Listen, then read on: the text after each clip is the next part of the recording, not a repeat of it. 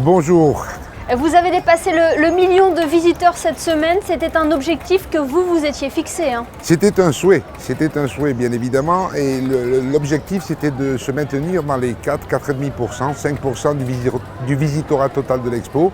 Et cet objectif a été atteint. Donc nous sommes pleinement satisfaits du visitorat du grand public au pavillon de Monaco.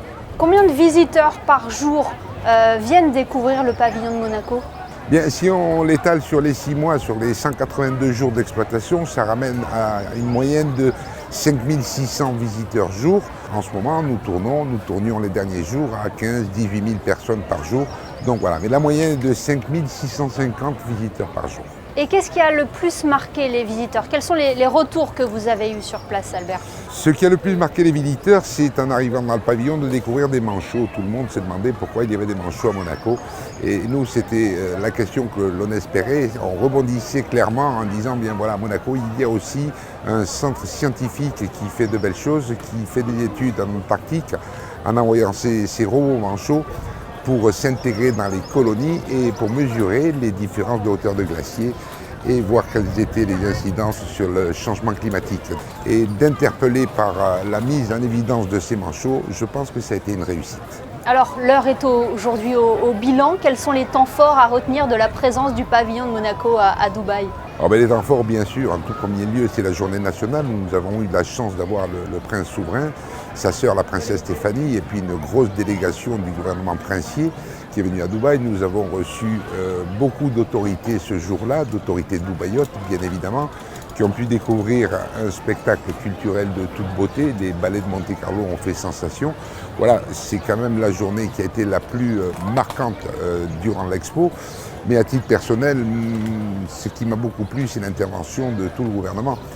Tous les conseillers de gouvernement sont venus au pavillon, le ministre de la Justice est venu au pavillon. Donc au niveau d'État à État, il y a des contacts qui ont été pris, il y aura certainement des suites, je n'en doute pas. Au niveau de la santé, il y a des accords qui ont été passés avec l'hôpital militaire d'Abu Dhabi, par exemple, qui délivre les bons de prise en charge pour les Dubaïotes. Donc ils pourront désormais venir se faire opérer par exemple au centre cardio-thoracique. Voilà, ce ne sera pas qu'un passage éphémère de 6 mois, il va y avoir des conséquences au niveau étatique pour cette exposition universelle. C'est ça qui fait la force d'une exposition universelle aussi, Albert Croisi ?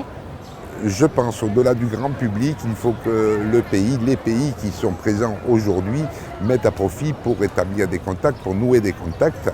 Et puis pour s'ouvrir un petit peu à l'international, pour venir voir ce qui se fait ailleurs. Comparer, c'est pas toujours bon, mais on peut s'inspirer, on peut prendre des idées, essayer par la suite de les appliquer chez nous. Donc je pense que c'est très positif quand l'entité gouvernementale, on va dire, prend tous ses contacts ici à Dubaï. Alors la clôture de cette exposition universelle est aussi l'occasion de souligner le travail de vos équipes sur place qui auront vécu à vos côtés cette belle aventure aux Émirats. Avant d'en parler, je vous propose de découvrir le reportage de Bastien Bory et on se retrouve juste après, Albert. Un bonjour qui sonne comme un au revoir. Ici à l'image, au cœur de l'expo universelle de Dubaï, quelques-uns des derniers visiteurs du pavillon Monaco qui en aura attiré plus d'1 million en 6 mois. L'occasion de faire un point sur la mission pédagogique des guides monégasques. On a toutes ces stations dans le pavillon de Monaco qui nous permet de leur expliquer que Monaco, c'est pas que le casino, la Formule 1, voilà, qu'on a plusieurs facettes, plusieurs aspects de Monaco, donc l'aspect scientifique, sportif, voilà, des projets d'urbanisation, tout ça. Au total, 57 événements ont été organisés, mêlant délégations monégasques, émiraties et internationales. 1500 experts et officiels de plusieurs pays ont manifesté leur intérêt en se rendant au pavillon Monaco et dans son café de Paris. Les clients ils étaient très curieux, ils avaient du mal à prononcer le nom, mais on leur expliquait que c'était comme un ravioli frit, farci, normalement blette, mais ici c'était épinards, du parmesan, de l'ail avec d'autres ingrédients et ils appréciaient beaucoup. On a beaucoup de gens qui revenaient, qui en recommandaient, ils savaient très bien que là ils pouvaient venir manger le petit cornet de Barbadjan, ils étaient contents de revenir et d'en prendre. Sur les réseaux sociaux, 1200 photos ont été publiées sur Instagram où le compte du pavillon a généré plus de 5000 abonnés. On a eu une communauté de gens qui étaient venus ici, donc internationaux, et qui adoraient ce qu'on fait et qui repostent, qui repartagent.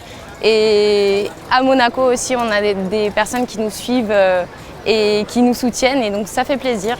Ils ont pu voir ce qui se passait à travers de l'image, du texte et au quotidien. Donc je pense que le défi il est réussi.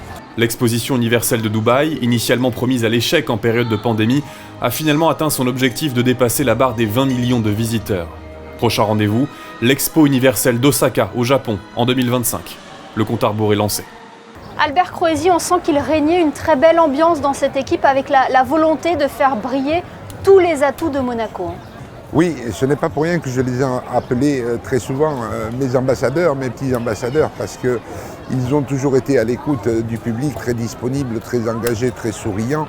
Ils sont connus bien sûr sur le site de l'Expo par les autres pavillons, parce qu'ils ont marqué les allées de l'Expo, je peux le dire comme ça, et puis aussi avec toutes les personnes qui sont venues. Ils étaient à Monaco, ils étaient chez eux, ils ont parlé de chez eux avec beaucoup d'enthousiasme. Et je crois que tous ont vécu 6 mois extraordinaires. Ça restera dans leur mémoire, je pense, assez longtemps. Je suis très très satisfait de leur attitude. Ils ont été engagés du premier au dernier jour. Ils ont tous très très bien vécu cette période et je suis ravi de l'expérience. Parlons de l'avenir à présent, Albert Croesi. Que deviendra tout d'abord le site de l'Expo de Dubaï ? Je pense que le site de l'Expo de Dubaï va devenir un nouveau quartier de Dubaï, une smart city très vraisemblablement. J'entends parler d'un grand hôtel qui va prendre place, de certaines banques qui vont s'installer sur le site de l'Expo. Donc je pense que c'est un nouveau quartier qui va voir le jour. Et concernant le pavillon de Monaco, vous êtes déjà tourné vers la prochaine exposition ? Oui, nous sommes tournés vers la prochaine exposition. On va pouvoir récupérer de ce pavillon beaucoup d'éléments de mobilier que nous avions mis en place ici. Ça va reprendre la route de Monaco et ça sera transporté par la suite à Osaka. Malheureusement, notre pavillon va être déposé. Nous allons essayer de récupérer, de donner une deuxième vie à beaucoup d'éléments, par exemple les panneaux photovoltaïques, grâce à la SMEG, à M. Bataglione, à M. Pellacchi. Ces panneaux photovoltaïques auront une deuxième vie, mais c'est bien dommage, nous ne pourrons pas tout récupérer et effectivement le pavillon de Monaco va être déposé. On restera tout de même attentif sur cette prochaine exposition qui aura lieu donc à Osaka, au Japon, en 2025. Merci infiniment Albert Croesi d'avoir été avec nous depuis Dubaï. Merci beaucoup. Merci à vous.